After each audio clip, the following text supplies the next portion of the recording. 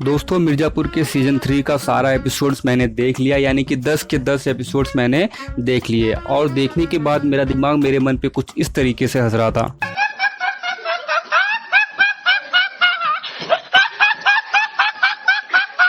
तो आइए मिर्ज़ापुर सीजन 3 के बारे में थोड़ा डिटेल्स में जानते हैं, लेकिन उससे पहले आप चैनल को सब्सक्राइब जरूर कर लेना, क्योंकि मैं आपको उतना बोर नहीं करने वाला हूं जितना कि मिर्ज़ापुर सीजन 3 ने हमें किया है। नमस्कार दोस्तों, लेटेस्ट अपडेट के इस नए वीडियो में आपका स्वागत है। सबसे पहला सवाल इस सीजन को लेकर ये है कि इसे इतना लंबा खींचने की क्या ही जरूरत थी।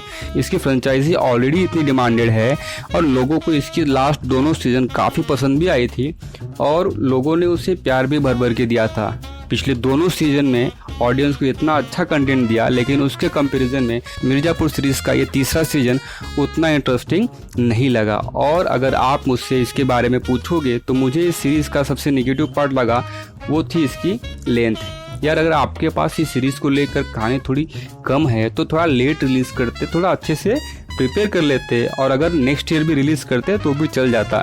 इसकी हाइप तो अलग ही लेवल की थी, लेकिन उस हिसाब से ये सीज़न हमें देखने नहीं मिला। और इस सीरीज़ को लेकर जो सबसे मेन एक्टर है, जिसे देखने के लिए लोग एक्साइटेड भी थे, उसे भी इसके मेकर्स ने सही तरीके से नहीं दिखाया। मैं बात कर रहा हूँ पंकज त्रिपाठी जी की, जिसे इस वेब सीरीज़ में लोग कालीन भैया के नाम से जानते हैं, और उन्हें ऑडियंस ने सच में कालीन भैया समझ के इसके पिछले दोनों सीजन को देखा, क्योंकि उनकी एक्टिंग तो इतनी रियलिस्टिक लगती है कि मानो जैसे वो वाकई में वही कैरेक्टर है जिस कैरेक्टर में हमें वो दिखाई दे रहे हैं। बट उन्हें भी सही तरीके से इस सीज़न में प्रेजेंट नहीं कर पाए। देखो, मैं इसके मेकर से यही रिक्वेस्ट करना चाहता हूँ कि किसी चीज़ के लिए अगर आप उसकी हाइप क्रिएट कर रहे हो तो उसे आप ऑडियंस को डिलीवर भी करो।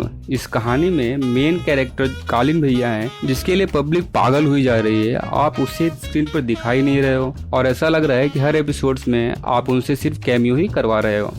लेकिन इन सब रीज़न को अगर आप इग्नोर करके इसके सारे एपिसोड्स देख लेते हो तो लास्ट एपिसोड आपके लिए बहुत बढ़िया होने वाला है, क्योंकि अगर ओवरऑल देखा जाए तो इस सीज़न का सबसे बेस्ट पार्ट इसका लास्ट एपिसोड ही था। और मिर्ज़ापुर के इस सीज़न को नापसंद करने का एक और सबसे बड़ा रीज़न है, और वो है इस सीज़न में मुन्ना भैया का ना होना, जिसे इस सीज़न में सबने मिस किया, चाहे वो उनके कैरेक्टर को पसंद करता था या नहीं। और ये पावर है मुन्ना भैया के प्रेजेंस का, जो कि जब भी स्क्रीन पे दिखे कुछ न कुछ कांड जरूर करते थे। लेकिन मेकर्स ने उनके अमर होने का वरदान भी दूसरे सीजन के आखिर में उनसे छीन ही लिया। फिर भी व्यूवर्स को उम्मीद थी कि शायद किसी न किसी तरीके से मुन्ना भैया हमें इस सीज़न में ज़रूर दिखाई देंगे, लेकिन ऐसा नहीं हुआ और ये इस सीज़न का सबसे बड़ा ड्रॉबैक साबित हुआ।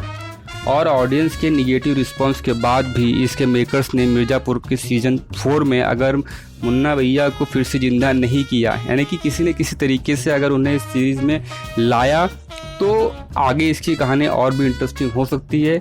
लेकिन अगर ऐसा नहीं किया तो इसके 4th सीज़न में ऑडियंस के नाम पे कोई नहीं होगा।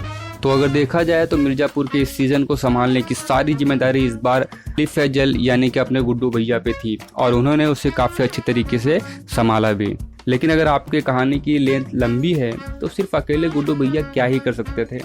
और फाइनली अगर आप इसके लेंथ को इग्नोर करें तो ये सीज़न भी ठीक ठाक हो सकता था। लेकिन आपके लिए अभी भी एक बात अच्छी है कि आप इस चैनल को सब्सक्राइब कर सकते हो, ताकि आपको फिल्मों से रिलेटेड सारे अपडेट्स आपको इस चैनल पे मिलती रहे।